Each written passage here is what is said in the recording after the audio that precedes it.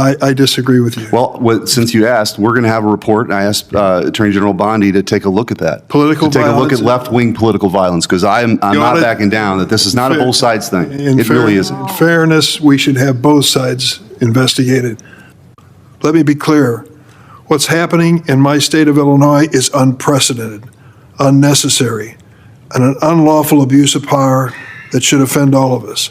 Oh, there goes that Democratic senator again. He must hate Donald Trump.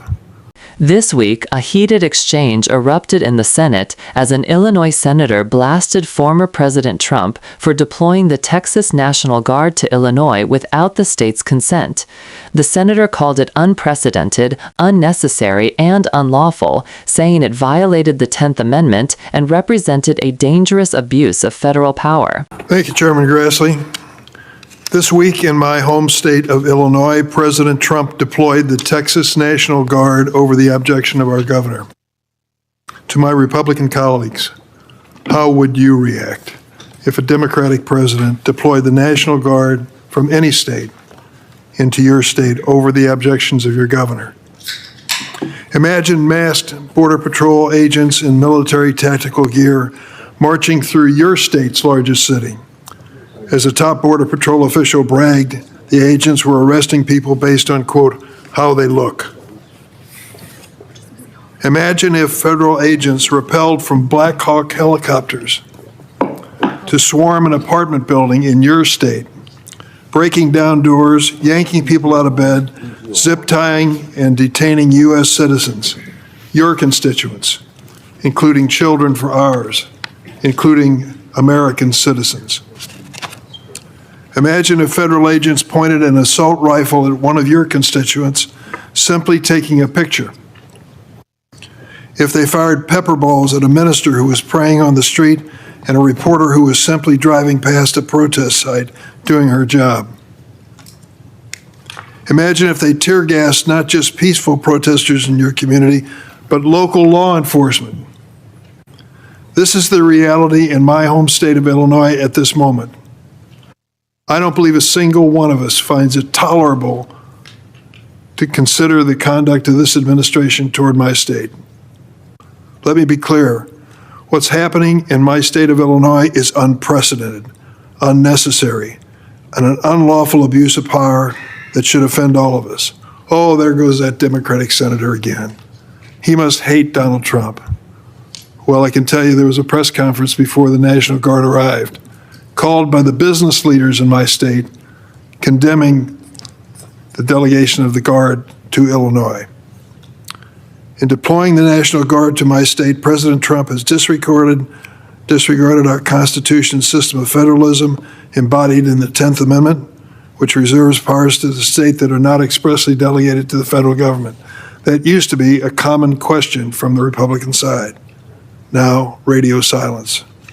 Chicago does not need, quote, be saved, as Kash Patel claimed in a tweet yesterday. We need the federal government to stop engaging in political theater and baselessly, recklessly escalating a situation in Illinois. Don't take it just from me. According to a sworn statement by Thomas Mills, police chief in Broadview, Illinois, DHS agents told the Broadview police that DHS would bring a, quote, excuse me for saying it, shit show to Broadview, including increased use of tear gas and pepper spray. Chief Mills said, quote, over the course of my career in law enforcement, the way in which federal agents have indiscriminately used chemical agents in Broadview is unlike anything I've seen before. This committee claims to support the police. Where is our concern for police officers in my state who are being tear gassed and prevented from protecting the communities they serve? I also want to address another issue, and that was a hearing this week with the Attorney General. This week, I asked the Attorney General a simple question. What is the legal basis for the deployment of the National Guard in Illinois? You think that question was out of line? Obviously, she did. She refused to answer. Instead, she launched irrelevant and baseless personal attacks against me. She said my question proved that I hated Donald Trump, asking what the legal basis was for sending National Guard troops to my state. She suggested I was influenced by donations from a friend of Jeffrey Epstein, Reid Hoffman. She used his name. Well, I checked my staff records. I've never received a dime from Mr. Hoffman, have no idea who he is. It was just a talking point to avoid answering my question. The Attorney General's stonewalling in response to the most basic oversight questions was not limited to me. Instead of answers, she responded to legitimate questions with prepared attacks and smears on other Democratic senators. None of my Republican colleagues would ever accept such contempt from a Democratic administration. As I said then and say again, I've been a member of this committee for more than 20 years. Never have I encountered a witness from any other administration, Democrat or Republican, responding to legitimate questions from these types of personal attacks. This administration is trampling over the separation of powers. Do we hear anything from the other side of the dais? We cannot allow the disrespect the Attorney General has shown for this committee's constitutional oversight authority to continue. Let me say on a personal note, too, it was my honor to be the chairman of this committee for 4 years. I tried to be fair. There were a couple times when things broke down. The 2-hour rule was imposed in situations that I thought was unfair. We have never done that to you, but it was done to me several times. I tried to work things out and be fair. And let me tell you how I ran the clock, and I really say to the newer members of the committee, I hope you'll hear me when I say this. The 5-minute standard is a good one, and the chairman, Grassley, is trying to impose it as I did too. My standard approach was to give people 5 minutes, tap the gavel, and at 6 minutes, vocally interrupt them. That was the way I worked at 6 minutes. And if they were in the middle of a question, I let them finish. That's not unreasonable. In fact, I think it's fair. I hope you'll consider the same standard when you preside. Chairman Grassley, I urge you to work with us to press this administration to provide substantive answers to our legitimate oversight questions. Otherwise, why are we here? I did that for you and your Republican colleagues when I was chair, and I hope you'll do the same. Mr. Chairman. Let me explain something before. We're going to lose a quorum at 11:05. I've worked with the Democrats that they will give their speeches afterwards. Yeah.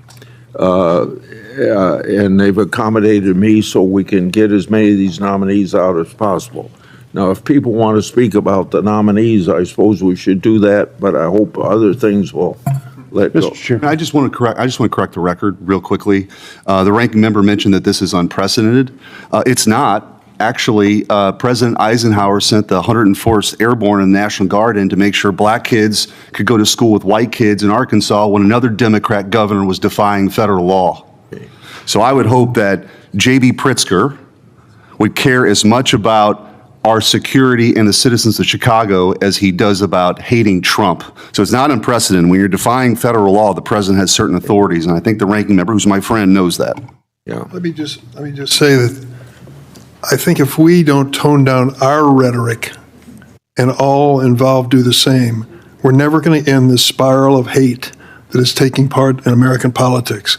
To come before the committee as you have, Senator, and to say that the violence, political violence, is all on one side, as you said, BS, I disagree with you. Well, since you asked, we're going to have a report, and I asked Attorney General Bondi to take a look at that. Political to take violence. a look at left-wing political violence, because I'm not backing down that this is not a both sides thing. It really isn't. In fairness, we should have both sides investigated. There should be political violence, no political violence. I would agree with that, but let's not lie about what's happening. Okay. You heard what I said. Can we go to voting now? Okay. We'll now turn to. Something's going wrong with the mic. Is that? Oh, there. Back on again. My light is just on. I think you can hear me. I just wanted to be recognized on the 7th Circuit nominee, and I wanted